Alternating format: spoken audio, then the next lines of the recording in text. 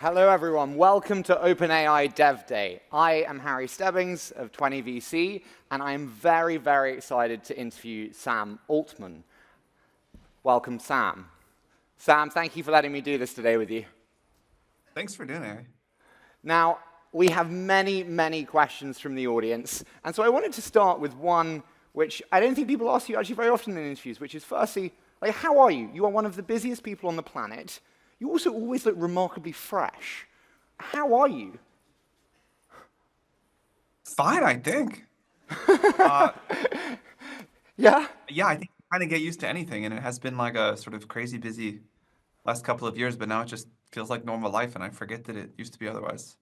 Okay, listen, I want to start by kind of diving in. We had a lot of fantastic questions from the audience across a number of different kind of areas. And I want to start with actually the question of, when we look forward, is the future of OpenAI more models like O1, or is it more larger models that we would maybe have expected of old? How do we think about that? I mean, we want to make things better across the board, but this direction of reasoning models is of particular importance to us. I think reasoning will unlock, I hope reasoning will unlock a lot of the things that we've been waiting years to do. And the ability for models like this to, for example, contribute to new science, help write a lot more very difficult code, that I think can drive things forward to a significant degree. So you should expect rapid improvement in the O series of models, and it's of great strategic importance to us. So another one that I thought was really important for us to touch on was, when we look forward to OpenAI's future plans, how do you think about developing no-code tools for non-technical founders to build and scale AI apps? How do you think about that? It'll get there for sure. I think the first step will be tools that make people who know how to code well more productive. But eventually, I think we can offer really high-quality no-code tools, and already there's some out there that make sense. But you can't sort of in a no-code way say, I have like a full startup I want to build. That's going to take a while. So when we look at where we are in the stack today, OpenAI sits in a certain place. How far up the stack is OpenAI going to go? I think it's a brilliant question, but if you're spending a lot of time tuning your RAG system, is this a waste of time because OpenAI ultimately thinks they'll own this part of the application layer, or is it not? And how do you answer a founder who has that question? The general answer we try to give is, and you have to assume that we're biased here and talking our book and may be wrong, but the general answer we try to give is, we are going to try our hardest and believe we will succeed at making our models better and better and better. And if you are building a business that patches some current small shortcomings, if we do our job right, then that will not be as important in the future. If, on the other hand, you build a company that benefits from the model getting better and better, if an Oracle told you today that O4 was going to be just absolutely incredible and do all of these things that right now feel impossible, and you were happy about that, then, maybe we're wrong, but at least that's what we're going for. And if instead you say, okay, there's this area where there are many, but you pick one of the many areas where O1 preview underperforms, and so I'm going to patch this and just barely get it to work, then you're sort of assuming that the next turn of the model crank won't be as good as we think it will be. And that is the general philosophical message we try to get out to startups. Like, we believe that we are on a quite steep trajectory of improvement, and that the current shortcomings of the models today will just be taken care of by future generations. And, I would encourage people to be aligned with that. So we did an interview before with Brad, and sorry, it's not quite on schedule, but I think the show's always been successful when we kind of go a little bit off schedule. There was this brilliant, yeah, sorry for that, but there was this brilliant kind of meme that came out of it, and I felt a little bit guilty, but you said, wearing this 20VC jump, which is an incredibly proud moment for me, for certain segments, like the one you mentioned there would be the potential to steamroll. If you're thinking as a founder today building, where is OpenAI going to potentially come and steamroll versus where they're not? Also, for me as an investor, trying to invest in opportunities that aren't going to get damaged, how should founders and me as an investor think about that? There will be many trillions of dollars of market cap that gets created, new market cap that gets created by using AI to build products and services that were either impossible or quite impractical before. And there is this one set of areas where we're going to try to make it relevant, which is, we just want the models to be really, really good such that you don't have to like fight so hard to get them to do what you want to do. But all of this other stuff, which is building these incredible products and services on top of this new technology, we think that just gets better and better. One of the surprises to me early on was, and this is no longer the case, but in like the GPT 3.5 days, it felt like 95% of startups, something like that, wanted to bet against the models getting way better. And they were doing these things where we could already see GPT-4 coming, and we were like, man, it's going to be so good. It's not going to have these problems. If you're building a tool just to get around this one shortcoming of the model, that's going to become less and less relevant. And we forget how bad the models were a couple of years ago. It hasn't been that long on the calendar, but there were just a lot of things. And so it seemed like these good areas to build a thing to plug a hole rather than to build something to go deliver like the great AI tutor or the great AI medical advisor or whatever. And so I felt like 95% of people that were like betting against the models getting better, 5% of the people were betting for the models getting better. I think that's now reversed. I think people have like internalized the rate of improvement and have heard us on what we intend to do. So it no longer seems to be such an issue, but it was something we used to fret about a lot because we saw what was going to happen to all of these very hardworking people. You said about the trillions of dollars of value to be created there, and then I promise we will return to these brilliant questions. I'm sure you saw, I'm not sure if you saw, but Massa sit on stage and say we will have, I'm not going to do an accent because my accents are terrible, but there will be $9 trillion of value created every single year, which will offset the $9 trillion capex that he thought would be needed. I'm just intrigued, how did you think about that when you saw that? How do you reflect on that? I can't put it down to like anything. I think like if we can get it right within orders of magnitude, that's good enough for now. There's clearly going to be a lot of capex spent and clearly a lot of value created.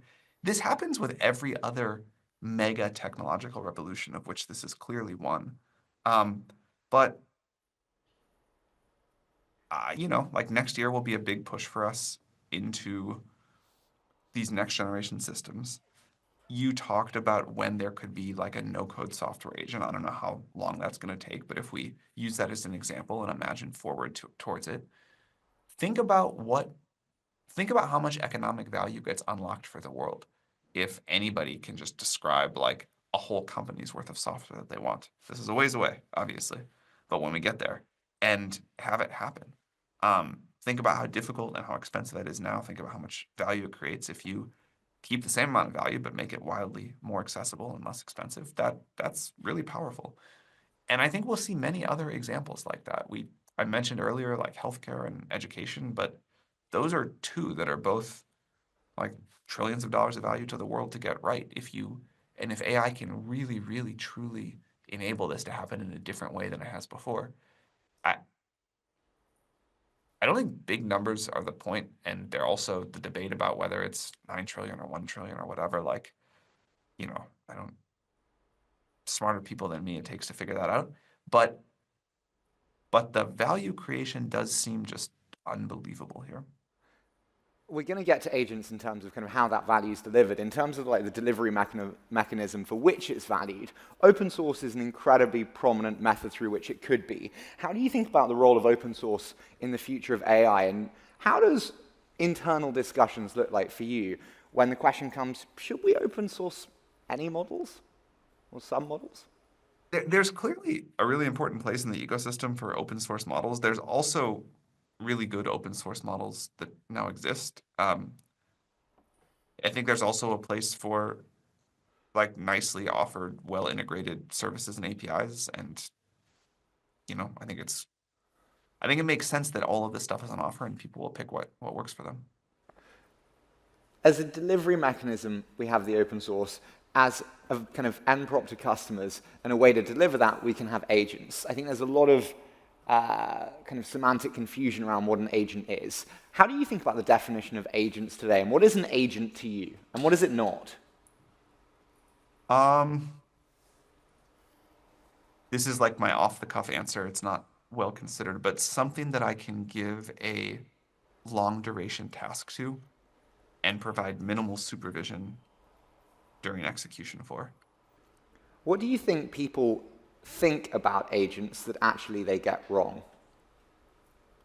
Well, it's more like I don't think any of us yet have an intuition for what this is going to be like. We're all gesturing at something that seems important. Maybe I can give the following example. When people talk about an AI agent acting on their behalf, the main example that they seem to give fairly consistently is, you can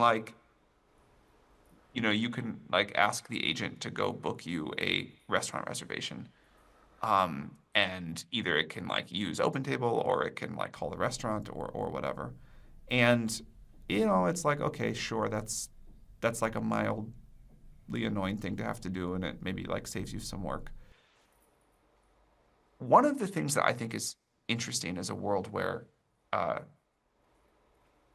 you can just do things that you wouldn't or couldn't do as a human. So what if instead of calling one restaurant to make a reservation, my agent would call me 300 and figure out which one had the best food for me or some special thing available or whatever. And then you would say, well, that's really annoying if your agent is calling 300 restaurants. But if it's an agent answering each of those 300 places, then no problem. And it can be this massively parallel thing that a human can't do. So that's a trivial example, but there are these limitations to human bandwidth that maybe these agents won't have. The category I think though is more interesting is not the one that people normally talk about, where you have this thing calling restaurants for you. But something that's more like a really smart senior coworker, where you can collaborate on a project with, and the agent can go do a 2-day task or 2-week task really well, and ping you when it has questions, but come back to you with a great work product. Does this fundamentally change the way that SaaS is priced? When you think about extraction of value bluntly, and normally it's on a per seat basis, but now you're actually kind of replacing labor, so to speak. How do you think about the future of pricing with that in mind when you are such a core part of an enterprise workforce? How will price, or what it will do for people who are... No, how will it price? Oh.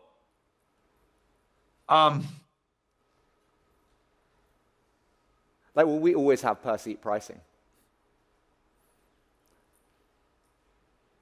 Look, I'll speculate here for fun, but we really have no idea. I mean, Sam, I'm a venture investor for a living, so we speculate for fun all the time. It's okay. I could imagine a world where you can say I want 1 GPU or 10 GPUs or 100 GPUs to just be churning on my problems all the time. And it's not you're not paying per seat or even per agent, but you're it's priced based off the amount of compute that's working on on your problems all the time. Do we need to build specific models for agentic use, or do we not? How do you think about that? There's a huge amount of infrastructure and scaffolding to build for sure, but I think O1 points the way to a model that is capable of doing great agentic tasks. I hate the word agentic, by the way. I'd love it if we could come up with a... What would you like? This is your chance to coin a new word. I don't have... This could be a spoiler alert. That really is something. I'll keep thinking while we talk. On the model side, Sam, everyone says that models are depreciating assets. The commoditization of models is so rife. How do you respond and think about that? And when you think about the increasing capital intensity to train models, are we actually seeing the reversion of that, where it requires so much money that actually very few people can do it? It's definitely true that they're depreciating assets. This thing that they're not, though, worth as much as they cost to train, that seems totally wrong. To say nothing of the fact that there's a positive compounding effect as you learn to train these models, you get better at training the next one. But the actual revenue we can make from a model, I think, justifies the investment. To be fair, I don't think that's true for everyone, and there are probably too many people training very similar models, and if you're a little behind, or if you don't have a product with the sort of normal rules of business that make that product sticky and valuable, then yeah, maybe you can't, maybe it's harder to get a return on the investment. We're very fortunate to have ChatGPT and hundreds of millions of people that use our models, and so even if it costs a lot, we get to amortize that cost across a lot of people. How do you think about how OpenAI models continue to differentiate over time, and where you most want to focus to expand that differentiation? Reasoning is our current most important area of focus. I think this is what unlocks the next massive leap forward in value created. So we'll improve them in lots of ways. We will do multimodal work. We will do other features in the models that we think are super important to the ways that people want to use these things. How do you think about reasoning in multimodal work like that? The challenges, what you want to achieve. I'd love to understand that. Reasoning in multimodality specifically? Yeah. I hope it's just going to work. I mean, it obviously takes some doing to get done, but, people, when they're babies and toddlers, before they're good at language, can still do quite complex visual reasoning. So clearly this is possible. Totally is. How will vision capabilities scale with new inference time paradigm set by O1?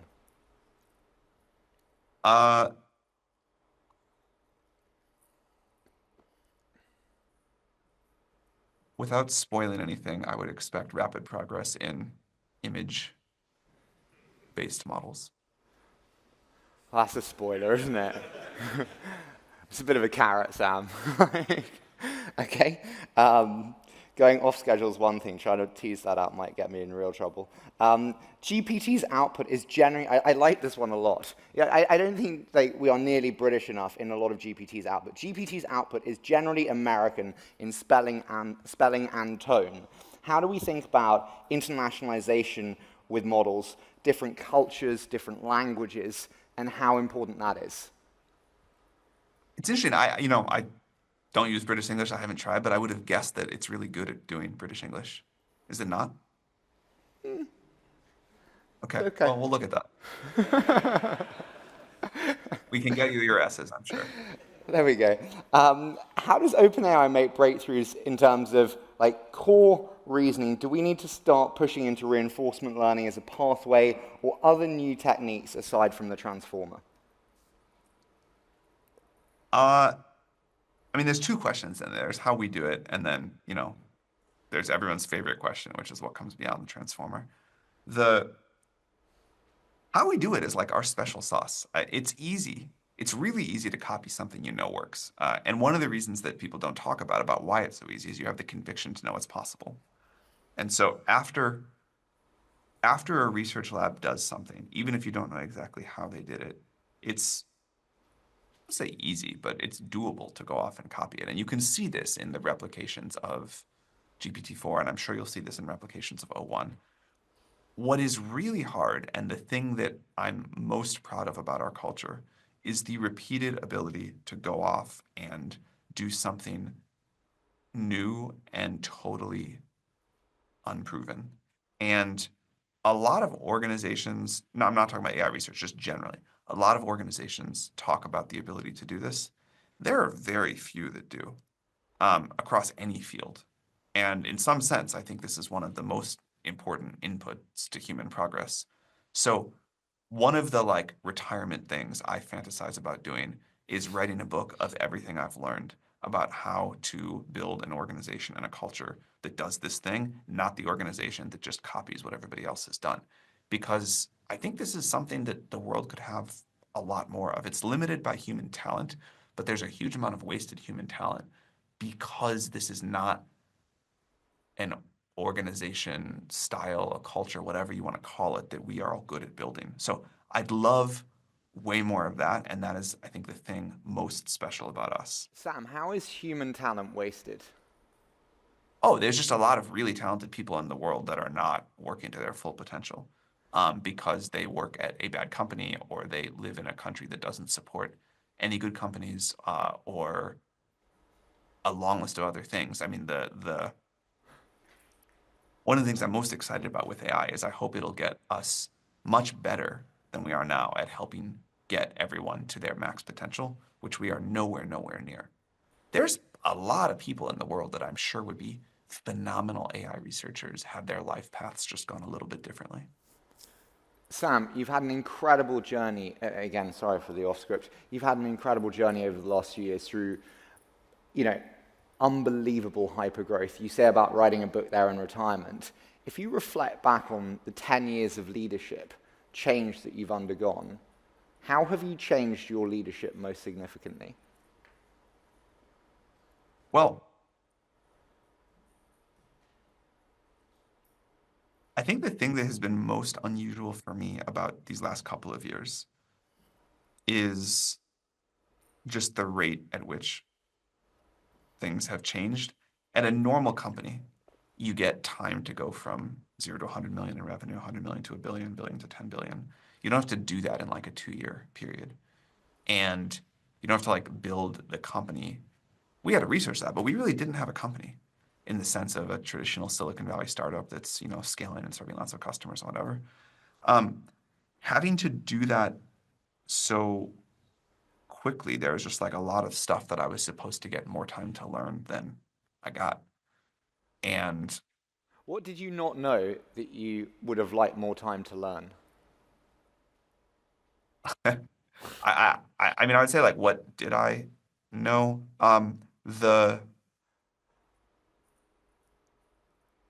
One of the things that just came to mind out of like a rolling list of 100 is how hard it is, or how much active work it takes to get the company to focus not on how you grow the next 10%, but the next 10x. And growing the next 10%, it's the same things that worked before will work again. But to go from a company doing, say, like $1 billion to $10 billion in revenue requires a whole lot of change. And it is not the sort of like, let's do last week what we did this week mindset.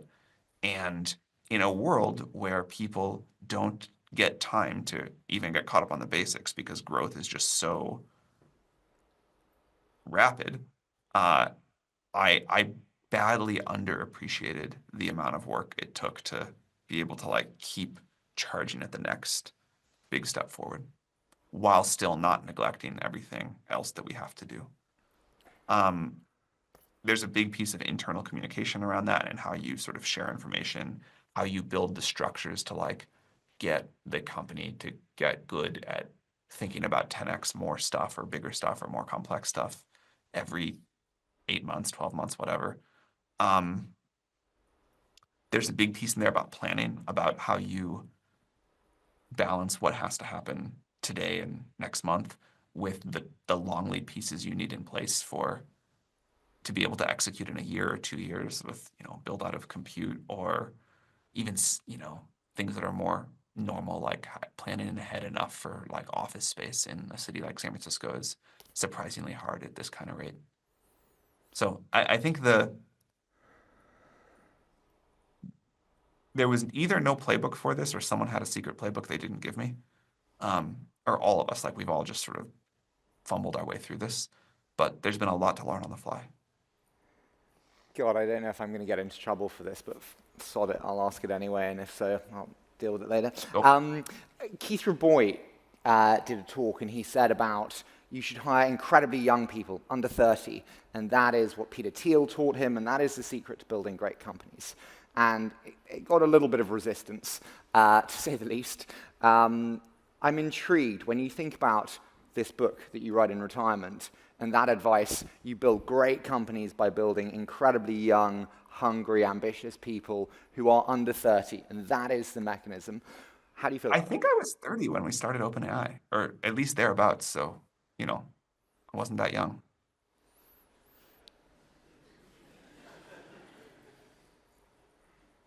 Seemed to work okay so far. Worth a try. Going back to... No, is the question like...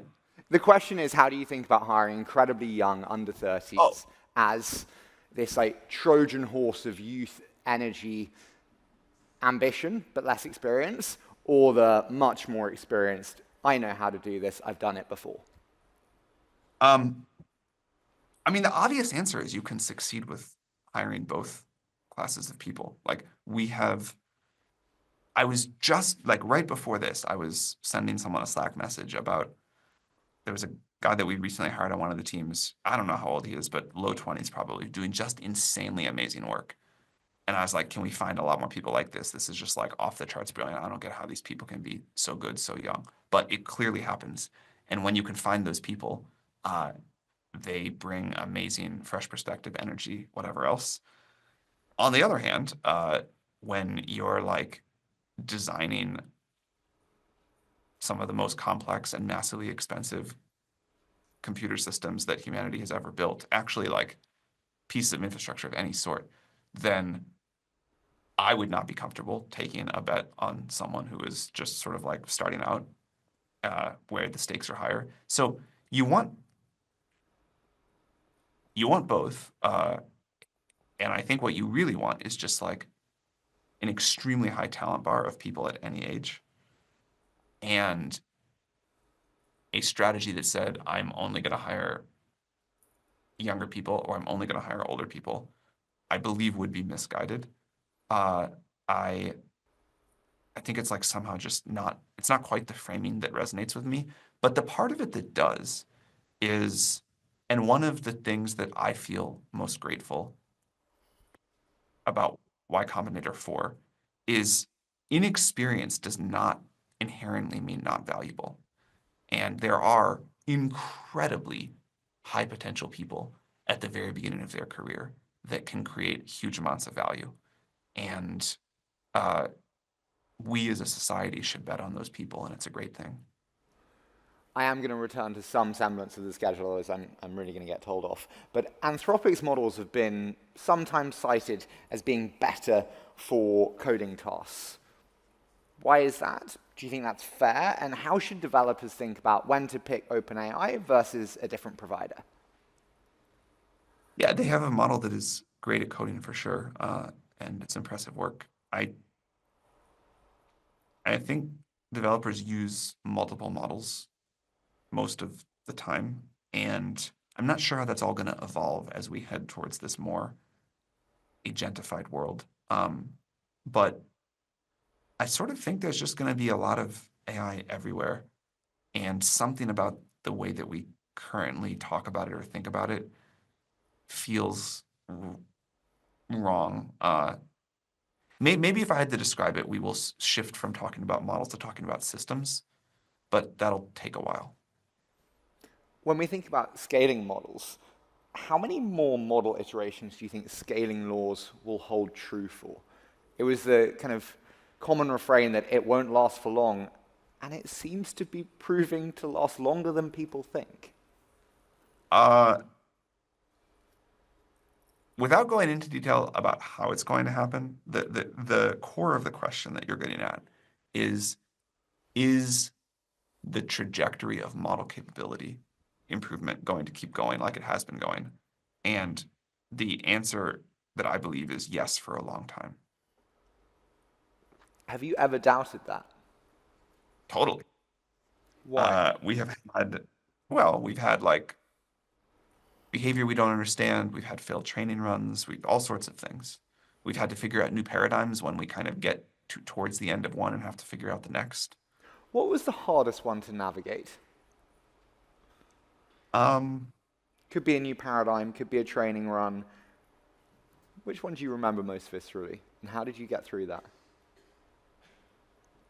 Well, when we started working on GPT-4, there were some issues that caused us a lot of consternation that we really didn't know how to solve. We figured it out, but there was definitely a time period where we just didn't know how we were going to do that model. And then in this shift to O1 and the idea of reasoning models, that was something we had been excited about for a long time, but it was like a long and winding road of research to get here. Is it difficult to maintain morale when it is long and winding roads, when training runs can fail? How do you maintain morale in those times? You know, we have a lot of people here who are excited to build AGI, and that's a very motivating thing. And no one expects that to be easy and a straight line to success, but it does feel like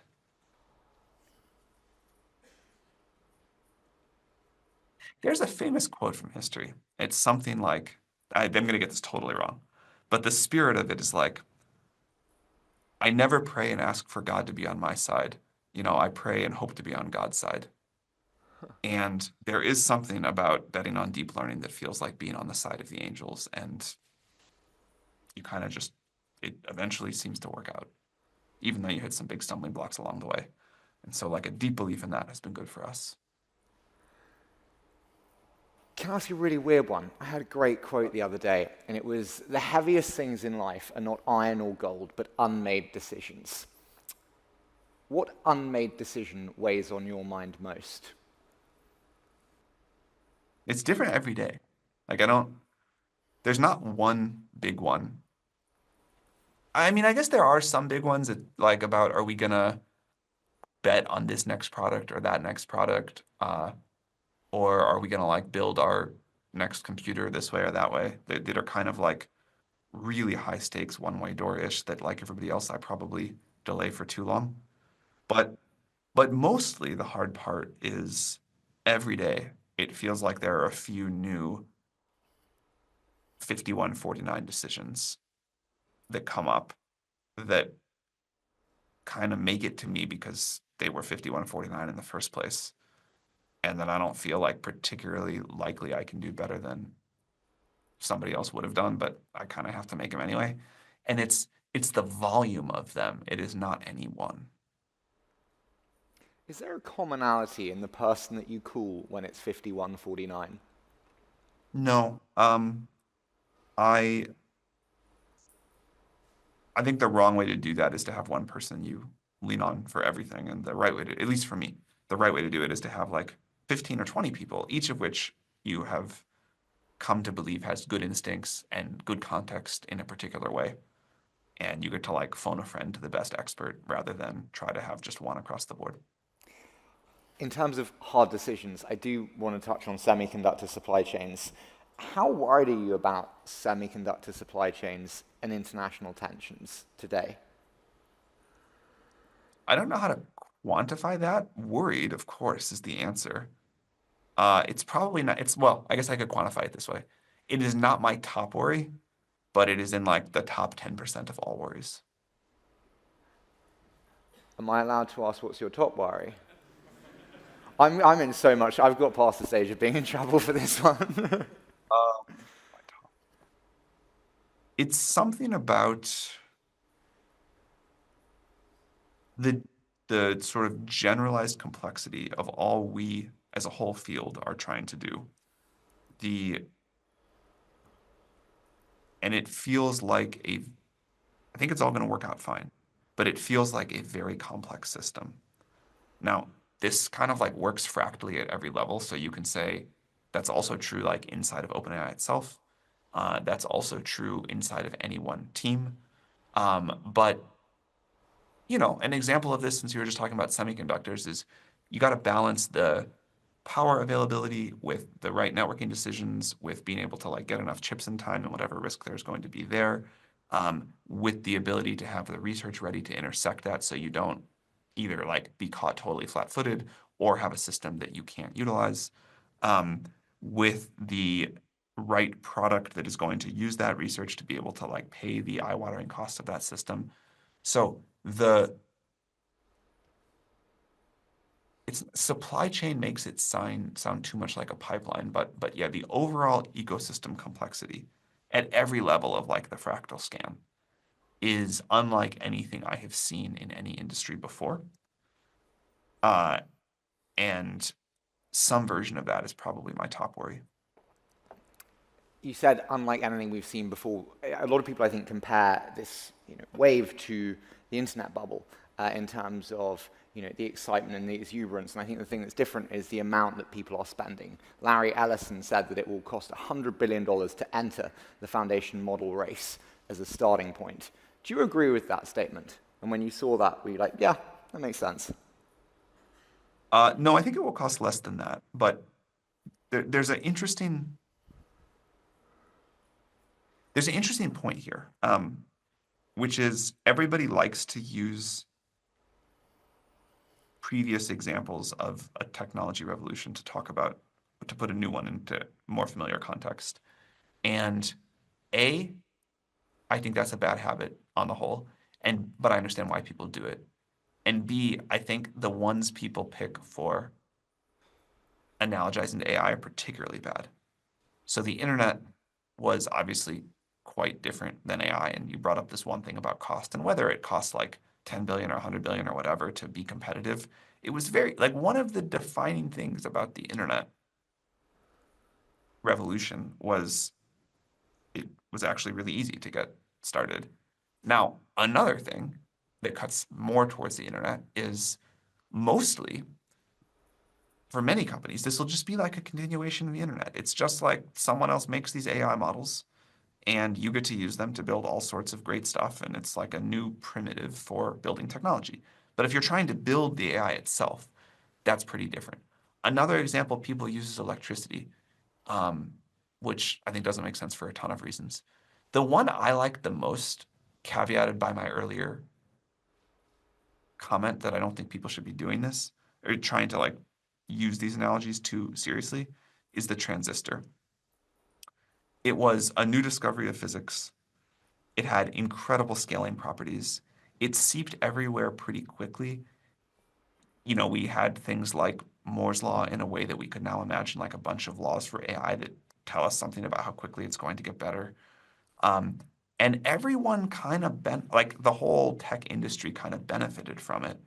And there's a lot of transistors involved in the products and delivery of services that you use, but you don't really think of them as transistor companies. There's a very complex, very expensive industrial process around it with a massive supply chain. And the incredible progress based off of this very simple discovery of physics led to this gigantic uplift of the whole economy for a long time, even though most of the time you didn't think about it. And you don't say, oh, this is a transistor product. It's just like, oh, all right, this thing can like process information for me. You don't even really think about that. It's just expected. Sam, I'd love to do a quick fire round with you. So I'm going to say a short statement. You give me your immediate thoughts, okay? Okay. So you are building today as a 23, 24-year-old with the infrastructure that we have today. What do you choose to build if you started today? Some AI-enabled vertical. I'll use tutors as an example, but like the best AI tutoring product, or that I could possibly imagine to teach people to learn. Any category like that. Could be the AI lawyer, could be the sort of like AI CAD engineer, whatever. You mentioned your book that will be coming out once it's written in retirement. No, I said I'd think about it. I don't know if I'll actually get around to it, but I think it's an interesting idea. If you were to write a book, what would you call it? This is so unfair. Sorry, Sam. I don't have a title ready. I haven't thought about this book other than like I wish something existed because I think it could unlock a lot of human potential. So maybe I think it would be something about human potential. What in AI does no one focus on that everyone should spend more time on? What is not hot that should be hot?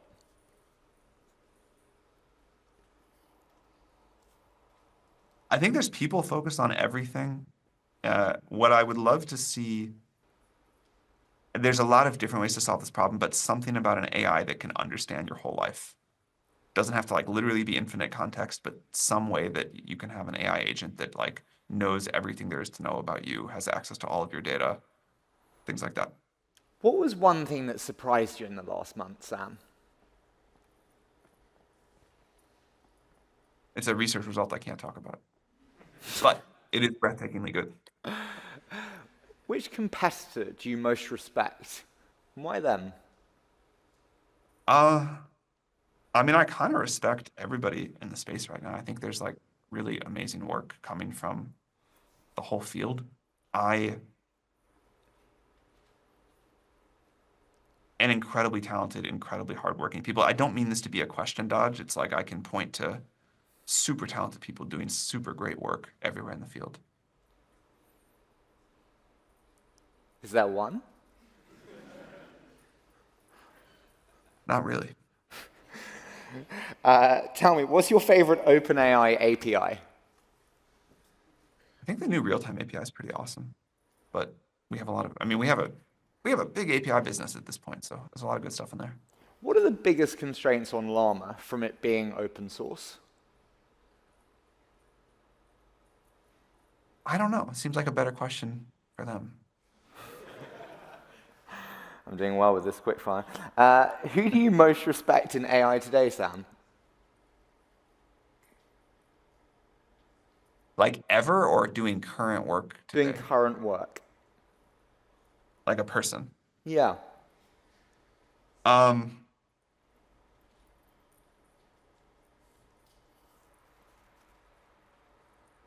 I feel like I can't just go name a bunch of OpenAI people because that would be unfair, and it would sound like I'm just biased. So let me try to think of a non-OpenAI person. Let me give a shout out to the Cursor team. I mean, there's a lot of people doing incredible work in AI, but I think to really do what they've done and built, I thought about like a bunch of researchers I could name, but in terms of using AI to deliver a really magical experience that creates a lot of value in a way that people just didn't quite manage to put the pieces together, I think it's really quite remarkable. And I specifically left anybody at OpenAI out as I was thinking through it. Otherwise, it would have been a long list of OpenAI people first. How do you think about the trade-off between latency and accuracy? You need a dial to change between them, like in the same way that you want to do a rapid fire thing now, and I'm not even going that quick, but I'm trying not to think for multiple minutes. In this context, latency is what you want. But if you were like, hey, Sam, I want you to like make a new important discovery in physics, you'd probably be happy to wait a couple of years. And the answer is it should be user controllable. Can I ask, when you think about insecurity in leadership, I think it's something that everyone has. It's something we don't often talk about.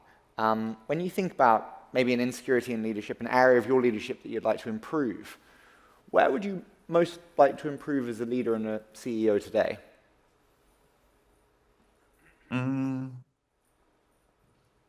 It's a long list. I'm trying to scan for the top one here. The thing I'm struggling with most this week is I feel more uncertain than I have in the past about what are like the details of what our product strategy should be. I think that product is a weakness of mine in general. And it's something that right now the company like needs stronger and clearer vision on from me. Like we have a wonderful head of product and a great product team, but it's an area that I wish I were a lot stronger on, and I'm acutely feeling the miss right now. You hired Kevin. I've known Kevin for years. He's exceptional. Kevin's amazing. What makes Kevin world-class as a product leader to you? Discipline was the first word that came to mind. Huh. In terms of focus? Focus, what we're going to say no to, like really trying to speak on behalf of the user about why we would do something or not do something, like really trying to be rigorous about not having like fantastical dreams. Sam, you've done a lot of interviews. I want to finish with one, which is, what question are you not often or never asked that you often leave an interview and think, God, I should have been asked that, or I wish I was asked that? I mean, this is such a meta answer, but I've been asked that question so many times that I've like used up all. That is so meta. Okay, I'll change it then. We have a 5-year horizon for OpenAI and a 10-year. If you have a magic wand and can paint that scenario for the 5-year and the 10-year, can you paint that canvas for me for the 5 and 10-year?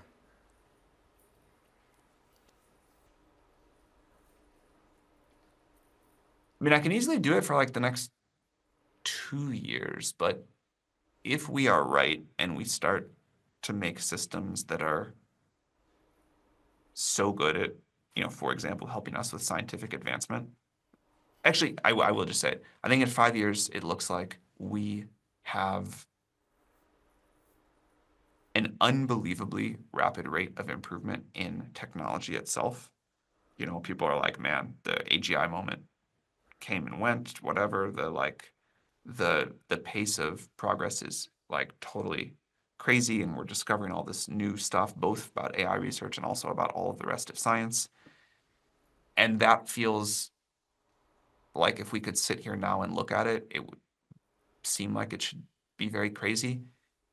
And then the second part of the prediction is that society itself actually changes surprisingly little. An example of this would be that I think if you asked people 5 years ago if computers were going to pass the Turing test, they would say no. And then if you said, well, what if an oracle told you it was going to, they would say, well, it would somehow be like just this crazy breathtaking change for society. And we did kind of satisfy the Turing test, roughly speaking, of course. And society didn't change that much. It just sort of went whooshing by.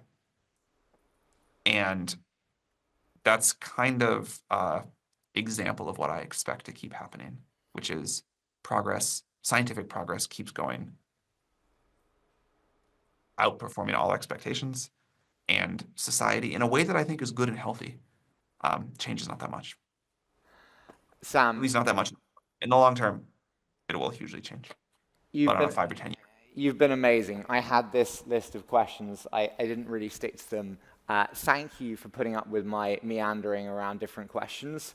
Thank you, everyone, for coming. I'm so thrilled that we were able to do this today. And Sam, thank you for making it happen, man. Thank you all.